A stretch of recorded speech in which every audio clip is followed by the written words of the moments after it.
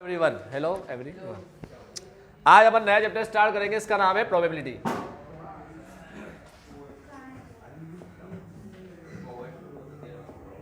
Probability बच्चों, probability chapter अगर तुम देखोगे तो उसमें प्रोबेबिलिटी करके आगे लिख रखा है परम्यूटेशन एंड कॉम्बिनेशन। मिला? वाह, अकाउंट्स में प्रोबेबिलिटी ढूंढ रही है।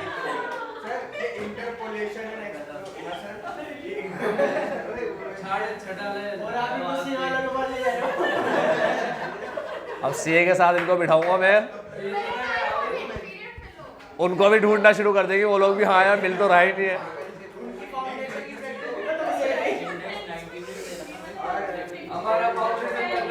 प्रोबेबिलिटी के साथ आ रहा है परम्यूटेशन एंड कॉम्बिनेशन। मेरी बात सुन लो अभी ध्यान से।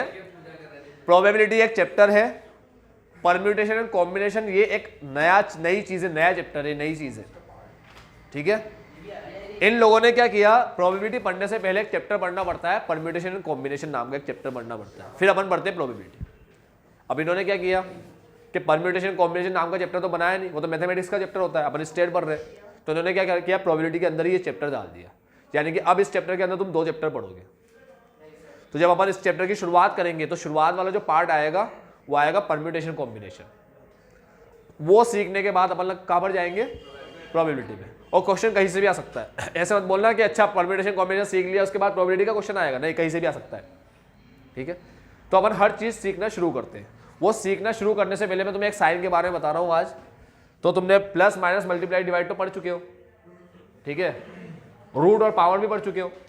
जब पता है प्लस क्या होता है, 2 + 2 4, ठीक है, 3 + 3 6, ये अपन पढ़ चुके हैं। अब माइनस भी पता है, मल्टीप्लाई भी पता है, डिवाइड भी पता है, रूट क्या होता है वो भी पता है, और पावर क्या होती है वो भी पता है। तो आज एक साइन के बारे में सीखते हैं। इस साइन का नाम है, किसी ने भी नहीं सुना होगा इसका नाम?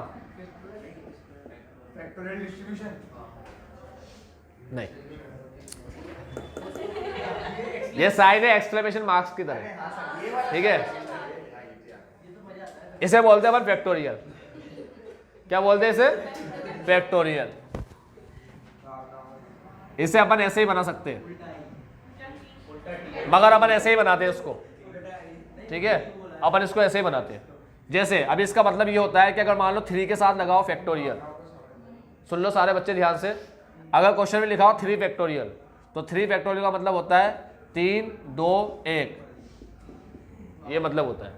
अगर क्वेश्चन में लिखा हो 4 फैक्टोरियल, तो 4 फैक्टोरियल का मतलब होता है 4 3 2 1, 4 × 3 × 2 × 1। समझ गए भी फैक्टोरियल का मतलब 4 फैक्टोरियल को अपन ऐसे, हाँ, जिस नंबर के पीछे ऐसे लिखते हैं अपन, तो 4 फैक्टोरियल को अपन ऐसे भी लिख सकते हैं क्या, 4 × 3।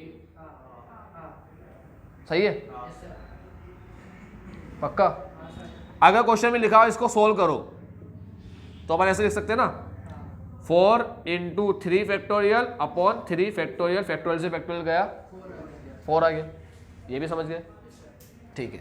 4 फैक्टोरियल को लिखने का एक तरीका, यानी कि कोई सा फैक्टोरियल हो, 4 नहीं, सिर्फ 4 के बारे में नहीं बता रहा, कोई सा फैक्टोरियल हो, उसको लिखने का एक तरीका ऐसा भी होता है।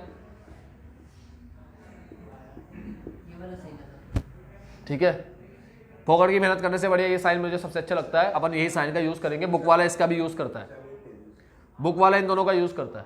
तो कोई कंफ्यूज मत हो जाना, 4 ऐसे करके लिखा है, लाइन क्या बना दी उसने, ये साइन है फैक्टोरियल का साइन। ठीक है, ये साइन होता है फैक्टोरियल का। चलो अब मैं तुमसे कुछ चीजें पूछता हूं, तुम मुझे बताना। तुम 3 फैक्टोरियल 4 फैक्टोरियल समझ गए? आगे के फैक्टोरियल मतलब जैसे भी हो फैक्टोरियल समझते ही होंगे। 2 फैक्टोरियल का मतलब 2 ही होता है। 1 फैक्टोरियल का मतलब 1 होता है। ठीक है, 0 फैक्टोरियल का मतलब 1। बस ये चीज याद रखना। ठीक है, अब कैसे होता है, अगर तुम मुझसे ये पूछ रहे हो तो मैं तुमसे एक चीज पूछता हूं, तुम मुझे वो बताना, फिर मैं तुम्हें ये बताऊंगा। 5 की पावर 0 नहीं पता तुम्हें, 1 आता है। ठीक है, 5 की पावर 0 तुम्हें लगता होगा 0 आता होगा, 0 नहीं आता, 1 आता है। अब कोई मुझे बताओ 1 क्यों आता है? एक पावर एंड एक्सपोनेंशियल में पढ़ाते हैं ये, छोटी क्लास के अंदर, देख लो तुम्हारी बुक जाके, ठीक है। खैर पढ़ी तो होगी तुम्हारे पास बुक। बाकी कोई बच्चा हो 6वीं 7वीं 8वीं जिसकी भी क्लास में पावर एंड एक्सपोनेंशियल आते हैं, 6वीं 7वीं में या 5वीं में भी आ जाते होंगे, शायद 5वीं 6वीं में आ जाते होंगे पावर एंड एक्सपोनेंशियल, 6वीं के अंदर तो आ ही जाते होंगे। किसी के भी ऊपर 0 की पावर लगी होती है तो 1 होता है। क्यों होता है तो मुझे ये बता दो, मैं तुम्हें ये बता दूंगा 0 की फैक्टोरियल 1 क्यों है। बच्चों 0 का फैक्टोरियल 1 ही लेते हैं हमेशा। तूने इसका पूछा क्यों लेते हैं ये 5 की पावर 0 के 1 क्यों लेते हैं?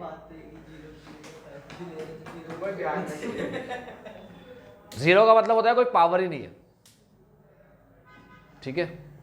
तो 0 लेने का मतलब, अभी जैसे पावर लगाओ 1, पावर लगी हो 1, तो अपन क्या करते हैं? देखो मैं तुम्हें बताता हूं 0 का मतलब 1 क्यों होता है, ये समझाता हूं तुम्हें। ये सही है, इसे 0 बोलते, इसे ऐसे लिख सकता हूं, लिख सकता हूं ऐसे।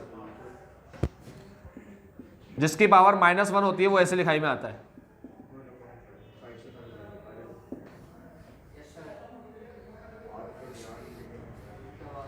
समझे कि समझे? याद रखना 0 का मतलब 1 - 1, 2 - 2 कुछ भी ले लो जो मन में आया।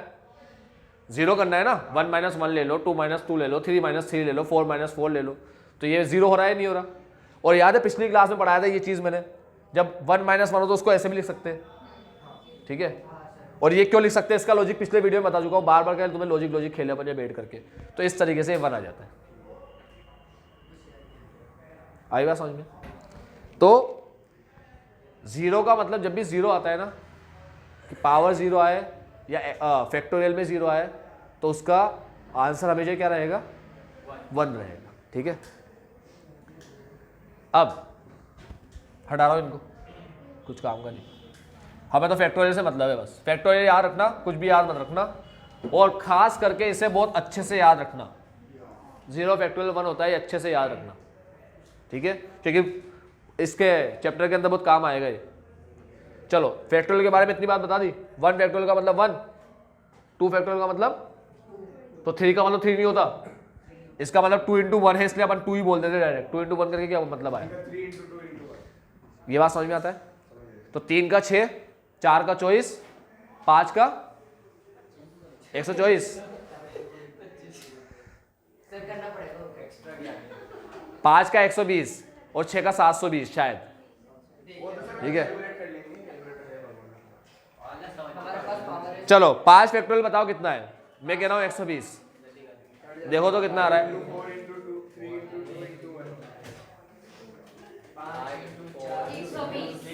120, 6 फैक्टोरियल 720, 120 में 6 इंटू कर दो, 720 हो जाएगा। तो तुम ऐसे बैठ मत जाना, तुम्हें पता हो 5 फैक्टोरियल क्या है, तो तुम 6 फैक्टोरियल कोई पूछे 6 × 5 × एक ही क्वेश्चन आता हो ना प्रोबेबिलिटी का, तो ऐसे करते रहना बैठे बैठे। आसपास वाले से बोलना कुछ ऐड करवा रहा हो तो मुझसे करवा लो, क्योंकि मैं फ्री बैठा हूं, ठीक है। तो ऐसे हरकतें मत करना, वहां बैठे बैठे से टाइम पास कर रहे हो। 5 फैक्टोरियल पता है 120 है, तो 6 फैक्टोरियल का मतलब होता है 6 को इंटू कर दो 5 फैक्टोरियल से, ठीक है। तो शुरू मत हो जाना 6 5 4 3 करने, ठीक। तो 10 फैक्टोरियल आया, 10 फैक्टोरियल, तो 10 × 9 × 8 × 7। अब 6 पता है मुझे 720 है, तो इंटू 7 के बाद सीधे 720 भी ले सकता हूं। समझ रहे हो मैं क्या कह रहा हूं? इंटू करने में इंटू होता है, प्लस का तो नाम और निशान भी नहीं आता दूर दूर तक। फैक्टोरियल की दुनिया में प्लस नाम की कोई चीज ही नहीं होती, पहले समझ लो ये चीज, ठीक है। अब एक और चीज सुन लो, 5 फैक्टोरियल प्लस 2 फैक्टोरियल, तो क्या 7 फैक्टोरियल हो सकता है? हो सकता है? चलो चेक करते हैं कि ये दो साइड इक्वल है या नहीं, आओ चेक करें। 5 फैक्टोरियल का मतलब 120, 2 फैक्टोरियल का मतलब 2, तो ये हो गया 122। तो क्या 7 फैक्टोरियल 122 से 22 आएगा क्या? ऐसी हरकत कभी मत करना फैक्टोरियल के अंदर, ये फैक्टोरियल पढ़ रहे हो तुम लोग, मस्ती चल रही है यहाँ पर, ये सोल्व होकर ही ऐड होता है, सुना? हाँ, ये सॉल्व होकर ही ऐड होता है, ऐड होकर सॉल्व मत करने बैठ जाना, बहुत आगे निकल पड़ोगे, ठीक है, पता भी नहीं पड़ेगा, ढूंढना पड़ेगा, मिलेगा भी नहीं ढूंढने से भी, ठीक। तो ये चीज याद रखना, ऐड करके फैक्टोरियल नहीं करना, गलत है ये। नॉट इक्वल टू 7 फैक्टोरियल, 5 और 2 प्लस करने से नॉट इक्वल टू, चलो एक चीज ये सिखा दी, अब एक चीज ये भी सीख लो, 5 + 2 फैक्टोरियल इज इक्वल टू, क्या ये सही है? हाँ ये सही है, क्योंकि पहले ब्रैकेट ही सोल्व होता है, मॉड मास का रूल चलता है, तो 5 और 2 ऐड होकर 7 बनेगा, उसके साथ फैक्टोरियल लगेगा, तो ये चीज सही है, ये भी समझ गए। और फैक्टोरियल के बारे में तुम्हें क्या बताऊं, हाँ चलो ये देखते हैं अपन, 4 factorial into 2 factorial, 4 factorial into 3 factorial, अब इंटू आ गया तो 4 3 जा तो 12 फैक्टोरियल हो सकता है क्या? नहीं हो सकता, क्यों नहीं होगा? 4 फैक्टोरियल क्या होता है? 24 और ये 6 144, तो क्या 12 फैक्टोरियल 144 आएगा क्या? पॉसिबल ही नहीं है।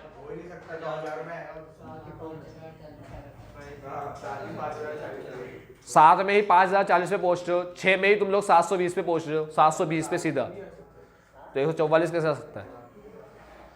तो तुम लोग क्या सीखे? फैक्टोरियल ना तो ऐड होगा ना ही मल्टीप्लाई होगा, जब तक क्यों क्या ना हो जाए, सॉल्व ना हो जाए। तो इन दोनों का आंसर 144 है, इन दोनों को इनटू करके 12 का फैक्टोरियल मत कर देना, चक्कर पड़ जाएगा, ये फैक्टोरियल के रूल होते हैं, ठीक है। आओ अभी आगे बढ़े,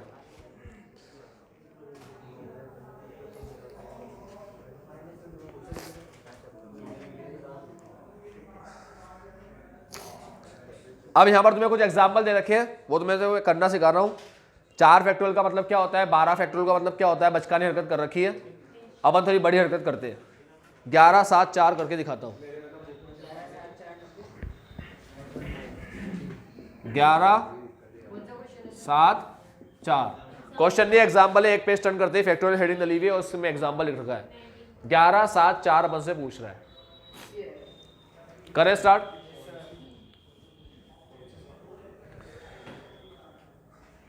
बच्चों बहुत ध्यान सुनना, सारे बच्चे, इसे सोल्व करने का तरीका बता दूं पहले तो, लाइन बोल करके कैसे सोल्व करते हैं। कौन सा है तो सही, हाँ जिनकी बुक में इंटरपोलेशन होगा, जैसे 20-21 की जो बुक है जिसमें इंटरपोलेशन होगा उसमें नहीं मिलेगा, क्योंकि तुम्हारी बुक के अंदर पहले क्या होता था, स्टेट के अंदर पहले चलता था प्रोबेबिलिटी चैप्टर, हमने पढ़ा, शब्बीर सर वगैरह ने पढ़ाई की, आगे बच्चों ने पढ़ा आके, तो कौन सा चैप्टर पढ़ा सबने? प्रोबेबिलिटी। फिर इनको लगा कि प्रोबेबिलिटी तो एमकॉम में बच्चा पढ़ता ही है, प्रोबेबिलिटी एमकॉम में आता है दोबारा, तो इन्होंने सोचा कि एक काम करते, इसकी जगह दूसरा चैप्टर डाल देते, तो इन्होंने 2 चैप्टर डाल दिए दूसरे, एक डाल दिया इंटरपोलेशन एक्सट्रापोलेशन नाम का, और एक डाल दिया एसोसिएशन ऑफ एट्रीब्यूट्स। तो जिनकी बुक में इंटरपोलेशन चैप्टर होगा उसकी बुक में एसोसिएशन ऑफ एट्रीब्यूट्स भी होगा, ये 2 चैप्टर डाल दिए। फिर 2 साल इन चैप्टर को रखने के बाद, 2 या 3 साल इन चैप्टर को रखने के बाद इनको लगा कि यार प्रोबेबिलिटी सही है, क्योंकि ये भी तो आते हैं एमकॉम में जो हमने रखे, और ये थोड़े भारी पड़ जाते हैं बच्चों के लिए, और ऐसे पता नहीं क्या इनके दिमाग में आया, तो 2 साल के बाद इन्होंने फिर इसको हटा दिया सिलेबस से। हाँ 2 साल तक ये चैप्टर पढ़ाया मैंने, प्रोबेबिलिटी की जगह पे इंटरपोलेशन पढ़ाया और एसोसिएशन ऑफ एट्रीब्यूट्स पढ़ाए, 2 चैप्टर बच्चों को पढ़ाया। फिर उसके बाद फिर इसको हटा करके इन्होंने क्या कर दिया, प्रोबेबिलिटी डाल दिया।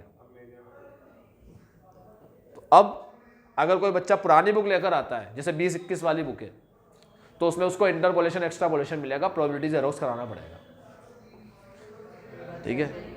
इसीलिए बुक लाने से पहले मैं बच्चों को ऐसे बोलता हूं कि जब भी बुक लेकर आओ, अब तो बोल नहीं सकता ना, ठीक है, किसी को मैंने दी है, कोई खुद लेकर आ ही चुका है, सबके पास बुक है, तो बुक लाने से पहले मैं बच्चों को ऐसे बोलता था कि अगर बुक लेकर आओ तो चेक करना प्रोबेबिलिटी चैप्टर है या नहीं है।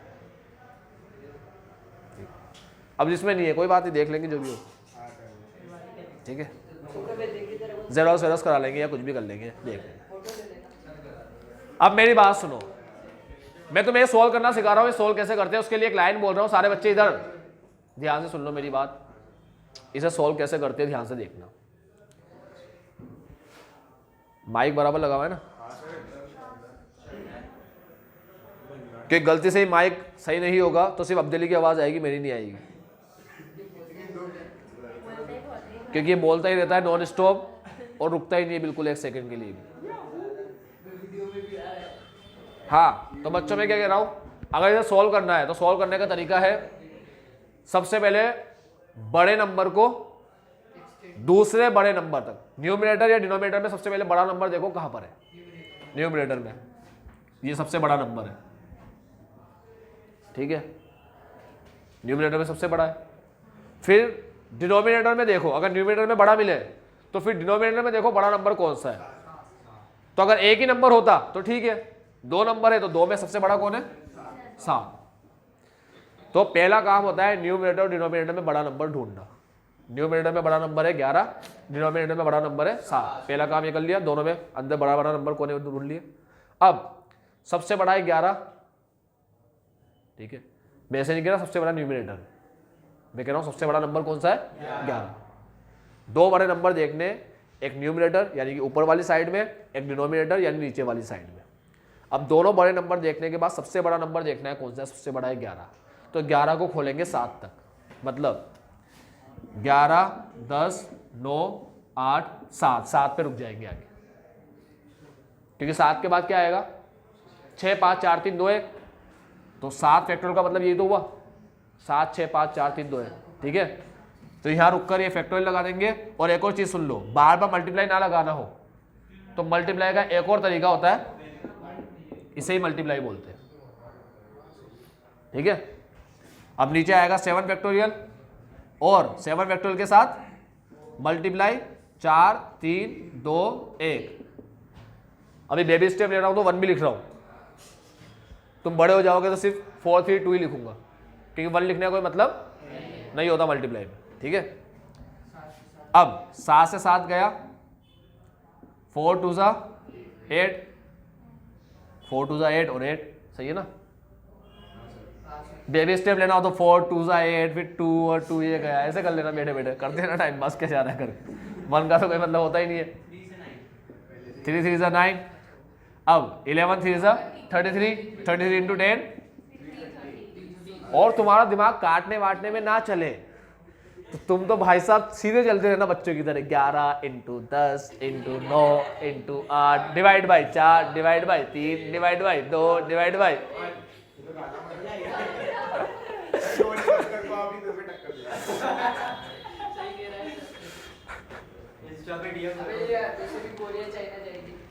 अरे बच्चों ये मेरी बात सुन लो, समझ गए तुम्हें सोल्व करना आता है नहीं आता।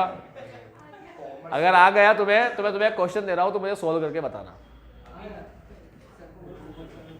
13 factorial upon 10 factorial into 5 factorial, इसका आंसर बता दो मुझे क्या आ रहा है। Your time start now. Video देखने वाला बच्चा पॉज कर देना और फिर ऑन करके इसका आंसर देख लेना। हाँ बच्चों अब मेरी बात सुनो, तुमने सोल्व कर लिया इसको, 13, 12, 11, 10,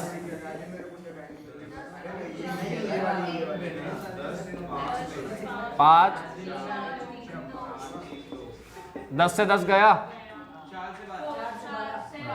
4 3 सा 12, ठीक है, और 5 2 सा 10, 143 अपॉन 10, आंसर आया 14.3, खत्म।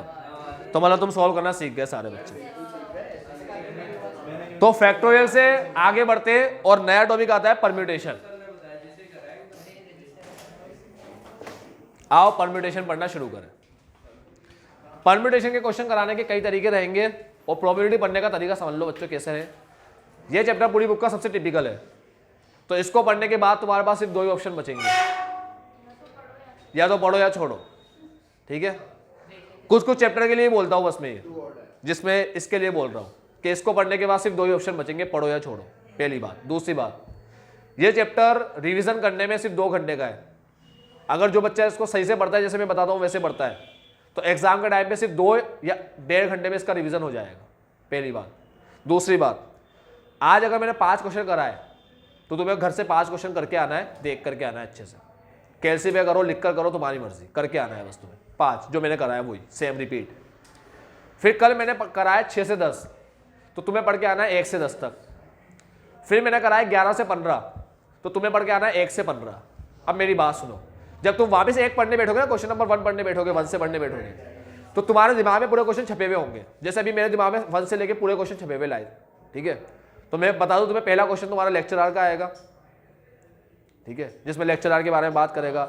दूसरा क्वेश्चन प्राइस के बारे में आता है, ठीक, कि प्राइस अपन ने बांटे इतने फ्रेंड को, ये है वो है, कंपार्टमेंट के बारे में आता है। इस तरीके से एक एक के बाद क्वेश्चन आते जाते हैं। मतलब ये समझ लो कि क्वेश्चन में नजर पड़ते ही मुझे पता पड़ जाएगा क्वेश्चन किस चीज का है, ठीक है। पहला क्वेश्चन देखने की भी जरूरत नहीं है। एक लेक्चरर रूम में घुसेगा, 4 डोर है उसके, एक से जाना है, ठीक है, कोई भी एक डोर से उसको जाना है, और जिससे गया उससे नहीं आना, ये लिखा हुआ है पहले वाले इलस्ट्रेशन में। ऐसे नहीं घर से पढ़ के आया हूं, जो चीज मैं अभी बोल रहा हूं तुम्हें यहां बैठ करके, सेम जब तीसरी बार तुम रिवीजन करोगे, जब मैं 11 से 15 पढ़ाऊंगा और तुम 1 से 15 पढ़ रहे होंगे, तुम 1 से 15, तो 1 से 5 वाले क्वेश्चन तुम्हारे दिमाग में से छप जाएंगे, जैसे मैं बता रहा हूं, ठीक है। तो तुम एक क्वेश्चन को 1 सेकेंड या मुश्किल से तुम एक क्वेश्चन को 10 से 12 या 15 सेकंड में कर लोगे। 10 सेकंड तो बहुत ज्यादा बोल दिए, 10 सेकंड, इससे 1 सेकंड भी ऊपर नहीं लगेगा।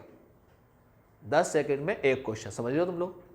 तो जब तुम लोग 1 से 15 पढ़ोगे ना, तो शुरू के 5 क्वेश्चन में तो हर क्वेश्चन में 10 सेकंड लगेगा, यानी 50 सेकंड के अंदर, यानी कि 1 मिनट के अंदर, 1 मिनट के अंदर कह रहा हूं रिवीजन हो गया 5 क्वेश्चन का, समझ रहे हो। 1 मिनट में 5 क्वेश्चन का रिवीजन, और 2 मिनट में 10 क्वेश्चन का रिवीजन, वो 6 से 10 2 मिनट में, कुल मिला के कितने मिनट हुए?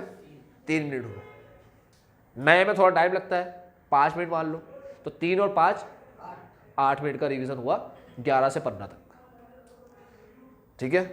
फिर 16 से 20 पे जब आएंगे, 16 से 20 पे आएंगे, तो 1 से 5 का रिवीजन का वही 1 मिनट, 6 से 15 का 1 मिनट, ठीक है, 6 से 10 का, 11 से 15 का 2 मिनट, क्योंकि दूसरी बार रिवीजन, पहली बार रिवीजन कर रहे हो ना उसका, दूसरा रिवीजन, पहला क्या दूसरा रिवीजन कर रहे हो, इसलिए 2 मिनट, और उसका तो पहली बार पढ़ोगे 16 से 20, तो पहली बार पढ़ोगे उसका 5 ले लो, 5 6 7 8 9, मतलब ये सब 1 1 बनते चले जाएंगे, 1 1, समझ रहे हो तुम लोग, इतनी स्पीड आ जाएगी। और ये क्वेश्चन, ये पूरा चैप्टर ही तुम लोग 1 घंटे के अंदर अंदर सोल्व कर लोगे। दूसरा जो तरीका तुम फॉलो करोगे इस पूरे चैप्टर में मेरे समझाने के बाद भी, वो ये कि तुम पढ़ोगे ही नहीं, तो होगा ये कि मैं बढ़ता जाऊंगा आगे, और फिर आगे क्वेश्चन तुम्हें समझने आना बंद हो जाएंगे, और फिर तुम्हारे दिमाग में उसकी खिचड़ी बन जाएगी, और लास्ट में चैप्टर कराने के बाद तुम्हें इसको छोड़ना ही पड़ेगा बस,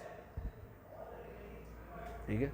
तो तुम में से 80 से 90% बच्चा इसको छोड़कर जाएगा, और 10 से 20% बच्चा इसको पढ़ के जाएगा, बस यही हो सकता है इसमें, और इसके अलावा कोई ऑप्शन है ही नहीं, क्योंकि तुम अपने हिसाब से काम करते हो, तुम अपने हिसाब से चलना पसंद करते हो, ठीक है।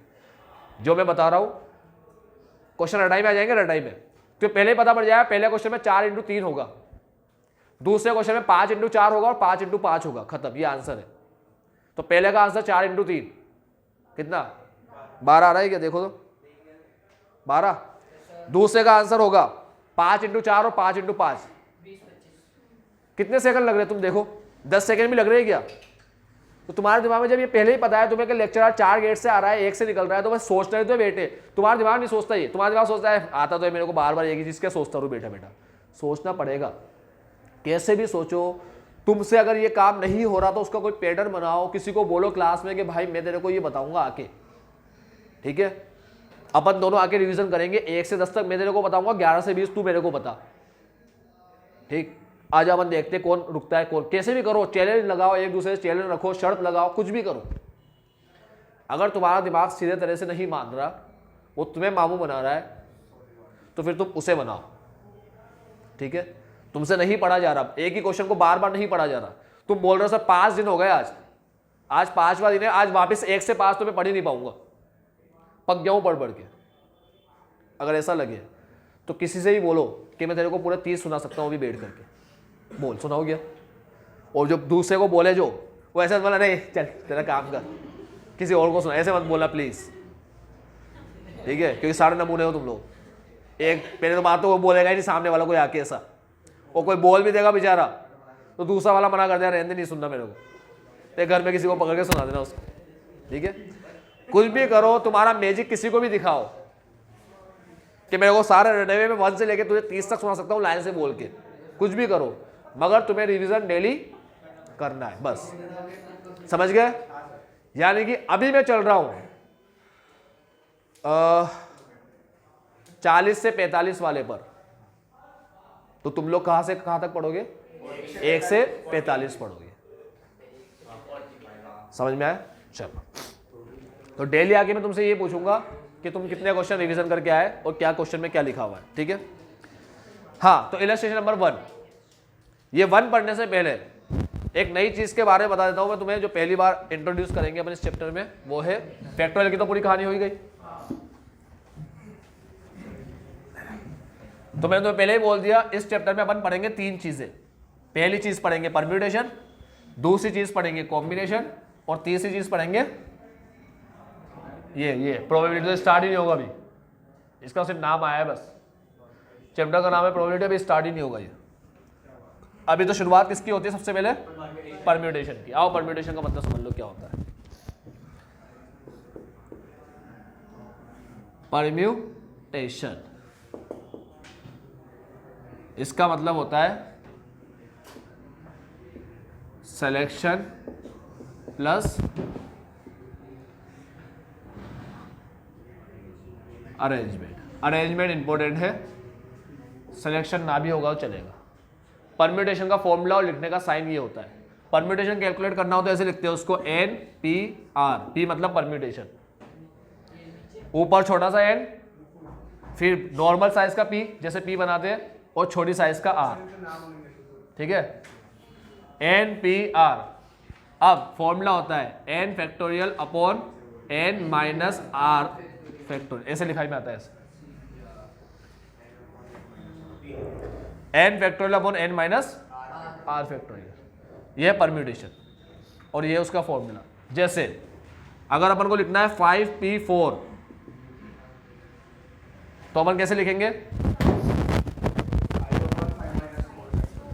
जैसे अपन को लिखना है 5p4, तो अपन लिखेंगे 5 फैक्टोरियल अपॉन 5 माइनस 4 फैक्टोरियल, यानी कि 1 फैक्टोरियल। तो आंसर क्या आया? 5 फैक्टोरियल आंसर आया, ठीक है? पहली चीज। दूसरा, n का मतलब नंबर ऑफ, n का मतलब होता है टोटल नंबर ऑफ आइटम्स, ठीक है? या फिर और गिवन आइटम, गिवन आइटम्स। और R का मतलब होता है सेलेक्टेड आइटम्स।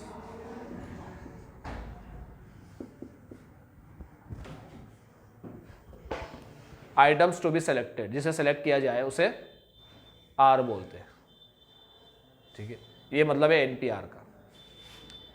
5 में से 4, 5 में से 4। कभी ऐसे हो ही सकता कि N 4 हो और R 5 हो, 4 चीज देके बोला 5 सेलेक्ट करो इसमें से, कैसे करोगे? पॉसिबल ही नहीं है, ठीक है? 5p4 हो सकता है, 4p5 नहीं हो सकता। तो ये तो था इसका मीनिंग। अब परम्यूटेशन कहाँ पर काम आता है वो भी सुन लो। मैंने कहा परम्यूटेशन में 2 चीज होती है, एक सिलेक्शन और एक अरेंजमेंट। सिलेक्शन इंपॉर्टेंट नहीं मगर अरेंजमेंट इंपॉर्टेंट है। जैसे मैं तुमसे अभी एक क्वेश्चन पूछ रहा हूं, मेरे पास 3 स्ट्रिप है, उससे फ्लैग बनाना है मुझे। उसका कलर है रेड, वाइट और ब्लैक, ये कलर है।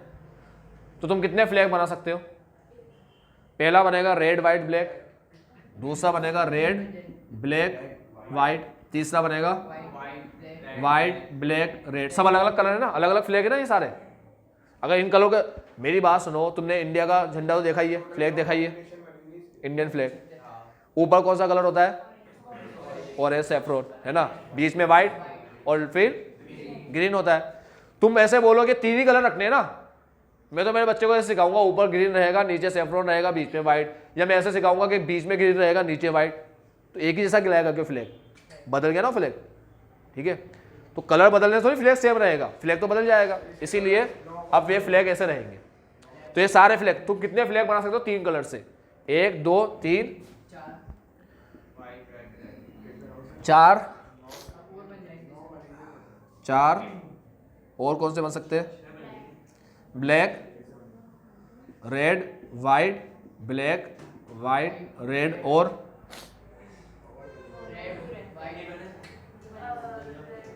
हाँ रेड वाइट, ये तो रहा ब्लैक, 6 बन रहे। तो क्या परम्यूटेशन ये आंसर दे सकता था क्या, देखते 3P, 3 कलर है, कितने लेने 3 में से 3 ही तो लेने है ना, ऐसा तो नहीं बोला 3 में से 2 कलर लेने, 3 में से कितने लेने 3 लेने। तो 3 फैक्टोरियल अपॉन 3 माइनस 3, 0 फैक्टोरियल मतलब 1, तो सीधा यही लिख दूँ ना बस, 3 फैक्टोरियल। 1 फैक्टोरियल लिख कर क्या मतलब आया, 3 को 1 से डिवाइड करूंगा तो वही रहेगा, 3 फैक्टोरियल तो रहेगा। आंसर क्या आया, 6 है क्या नहीं है, डायरेक्ट बता दिया नहीं बताया इसने, ये डायरेक्ट बता देगा बिना मेहनत के। बच्चों 3 थे तो तुमने बना के भी देख लिया, 8 होते तो एक बार घर पे बैठना, 8 कलर लेना और देखना अपनी कितनी औकात है, अपन कितनी जमा सकते हैं उसको और कहाँ तक, ठीक है। 6 लेना, 6 कलर और एक बार जमा कर देखना कि कितने बना सकते हो। क्या 720 बना लोगे बैठे बैठे, 6 का मतलब होता है 6 से 720 कॉम्बिनेशन बन जाएंगे, क्योंकि 6 का मतलब हो गया 6 फैक्टोरियल 720, समझ रहे हो, समझे फैक्टोरियल क्या काम आता है। और समझे 3 कलर को कितनी तरीके से तुम जमा सकते हो, उसको इसने डायरेक्ट कैलकुलेट करके ही बता दिया। तो इसका भी तो कोई कैलकुलेशन होना चाहिए ना, इसे बोलते हैं परम्यूटेशन कॉम्बिनेशन, ठीक है। तो 4 कलर से एक बार घर पे जमा के देख लेना, 24 ही आएंगे, एक ना तो 25 आएगा ना एक कम आएगा 23, समझ रहे हो, इसे बोलते हैं परम्यूटेशन कॉम्बिनेशन। हम हमारी जिंदगी में कई बार इसका यूज करते हैं, हम लोग कई बार इसका यूज करते हैं। टाइम टेबल जब सेट करने बैठते होते हैं हम लोग, तो हम सारी क्लास का टाइम लिखते हैं, ये भी पॉसिबिलिटी है, ये भी पॉसिबिलिटी है, ये भी पॉसिबिलिटी है, ये भी पॉसिबिलिटी है, ठीक है। अब कौन सा टाइम इसमें सेट कर सकते हैं, कौन सा फिट बैठ रहा है, कौन सा नहीं बैठ रहा, तो एक टाइम सेलेक्ट करते हैं। इसलिए जब भी तुम्हें 26 सर मिलेंगे तुम बोलोगे सर ये टाइम बदल दो, ये टाइम सही नहीं है और ये चेंज कर दो। 26 सर बोलेंगे पूरा परम्यूटेशन कॉम्बिनेशन लगा लिया, ठीक है, और कोई टाइम सेट हो नहीं रहा, ठीक है। अभी तुम लोगों ने पढ़ लिया ना इसको, तो अब तुम्हें ये वर्ड सुनाई देंगे शायद कहीं पे, क्योंकि ऐसा होता है कि पढ़ने के बाद अब हमको सुनाई देता है, हमको लगता है हाँ यार ये तो वहाँ पढ़ा था ना, बहुत सी बात सुनाई देता है मगर अपन उसको बहुत इग्नोर कर जाते हैं, अब हमको लगता ही नहीं है कि मैंने सुना हो। तो कई लोग का मतलब कई लोग स्पेशली मैथ्स के बच्चे, उनकी आदत होती है ऐसे बोलने की, भाई कुछ भी नहीं हो रहा, सारे परम्यूटेशन कॉम्बिनेशन लगा के देख लिया मैंने। उसका कहने का मतलब ये है कि जितने भी तरीके हो सकते थे सब देख लिए मगर किससे भी सही नहीं बैठ रहा, ठीक है, ये क्वेश्चन सोल्व ही नहीं हो रहा मुझसे, ऐसा बोलते हैं। तो परम्यूटेशन कॉम्बिनेशन, परम्यूटेशन समझ गए क्या होता है, मैंने भी कहा सिलेक्शन प्लस ये अरेंजमेंट था, सिलेक्शन था क्या इसमें नहीं, वो ऐसे बोलता 3 में से 2 सेलेक्ट करना है और उसको जमाना है, 2 सेलेक्ट करना है उसको अरेंज करना है, तो दोनों होते, ठीक है। तो परम्यूटेशन का मतलब होता है सिलेक्शन प्लस अरेंजमेंट, सिलेक्शन भले ना भी हो अरेंजमेंट का होना जरूरी है, जहां पर भी अरेंजमेंट खत्म हो जाए वहां पर परम्यूटेशन अप्लाई नहीं होगा। जैसे 4 प्लेयर में से 3 को सिलेक्ट करना है, 4 प्लेयर अपने पास और 3 को ले जाना है खेलने के लिए, तो इसमें सिलेक्शन तो हो जाएगा, अरेंजमेंट हुई होगा कि 3 को सिलेक्ट कर लिया, एक को बोला तू यहां खड़ा रहे, ठीक है, राम श्याम मोहन, ये एक अरेंजमेंट। दूसरा अरेंजमेंट मोहन तू यहां खड़ा हो जा, उससे क्या होगा, लेकर तो 3 को ही जाना है। सर राम श्याम मोहन को ले जाओ या मोहन राम श्याम को ले जाओ, सर बोलेंगे क्या फर्क पड़ा, कभी ऐसा बोलते टीचर के सामने पीटीआई आके ऐसे बोलेगा सर राम श्याम मोहन के ले जाओ या मोहन राम श्याम को ले जाओ या श्याम मोहन राम को, पागल है क्या तू, वो बार बार 3 ही बच्चों के नाम तो ले रहा है तू, 3 को ले जाना, ठीक है। तो इसमें कोई भी अरेंजमेंट नहीं है, सिर्फ सिलेक्शन है। तो जहां पर सिर्फ सिलेक्शन होता है, सिर्फ सिलेक्शन, वहां लगता है कॉम्बिनेशन। तो कॉम्बिनेशन जब पढ़ेंगे तो सिर्फ सिलेक्शन आएगा, और परम्यूटेशन में क्या होता है सिलेक्शन प्लस दोनों काम कर देता है परम्यूटेशन, दोनों काम। और सबसे इंपॉर्टेंट काम क्या है परम्यूटेशन का, अरेंजमेंट। सिलेक्शन ना हो चलेगा कॉम्बिनेशन में सिलेक्शन ही सबसे इंपॉर्टेंट है, क्योंकि वो अकेला ही है उसमें। अगर तुमसे ऐसे बोलेंगे 5 प्लेयर है, 5 को सिलेक्ट करना है, बताओ कितने कॉम्बिनेशन है? 5 में से 5 को लेना है, कौन सा कॉम्बिनेशन आया? 5 में से 3 को लेना होता तो पहले राम श्याम मोहन को ले लेता, बाद में राम को हटाकर श्याम उसको दूसरे को जोड़ देता, ठीक है, तो श्याम मोहन मनमोहन को ले लेता, ठीक है, फिर श्याम मोहन दर्शन को ले लेता, फिर दर्शन दिग्दर्शन को ले लेता, ऐसे अपन लोधा का ध्यान नहीं था क्लास में, बस अब जाके ध्यान आया लास्ट में जब दिग्दर्शन और दर्शन आए। समझिए बच्चों, आज की क्लास में तुम्हें परम्यूटेशन का थोड़ा सा ज्ञान दिया, होता क्या है और उसके बारे में थोड़ा समझाया। इससे रिलेटेड कल क्वेश्चन अपन स्टार्ट करेंगे 1 से। आज के लिए इतना ही, bye bye, take care, have a nice day, आपका दिन मंगल में।